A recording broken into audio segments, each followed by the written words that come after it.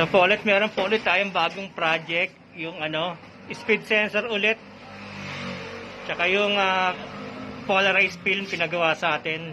Hindi niya mabasa. Tsaka yung kamay niya hindi pumipitik. Kahit susian to, hindi na pumipitik yun. Yung kamay. Bali, ang ginawa muna namin, napansin namin walang kuryente na dumadaloy, positive, papunta sa speedometer. Yan o, ginawa na namin. Yan o, pumapalo na siya. Nung dati, walang palo. Tapos lukot pa yung film. Pero kaya lang sagad na siya. Tsaka na natin ipapareset yan. Hindi pa ako nagre-reset ngayon, next time na lang. Bali, inayos ko muna yung LCD film, tsaka yung palo ng kamay. Bali, ang ginawa namin nung una, mula dito, yung positive, negative, hinanap namin. Tinalupa namin buong harness. Yung may mga marka na yan, positive, negative yan. Yan o, ano ba to? Ito, positive to. Yan o, positive. Positive. Hanap natin yung negative naman. Yan, negative. Yan ang ginawa namin, hanap yung linya. Baka mo to. Linya, pag ganun, papunta sa tinalupa namin.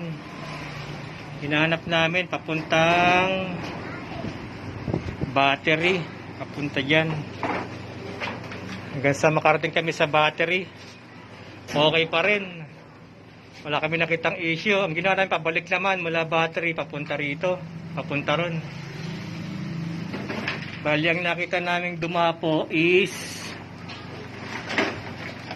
ito ang nakita naming issue. Positive.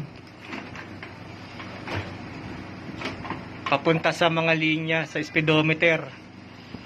Putol yan. Yung duktungan niya ng tatlo eh. Yan o, yung tatlo. Isa, duktong sa tatlo. Yan yung putol na nakita namin. Kaya napansin naman yan nung pabalik pa lang kami. Papunta ulit.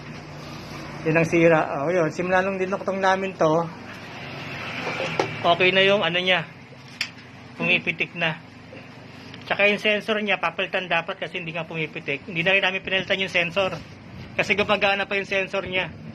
Hindi na namin binaba yung makina. Bali, wiring lang po ang ginawa namin. Sige, start mo.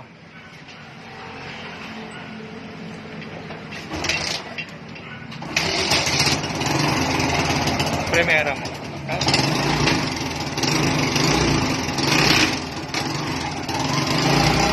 Ayan, pumapalo na po.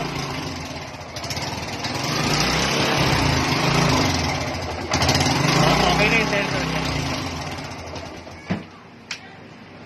Yeah, okay na yung sensor niya.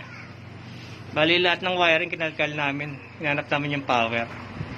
Bali, okay na po. Hindi na kailangan pa yung makina para palitan yung sensor. Yung speed sensor.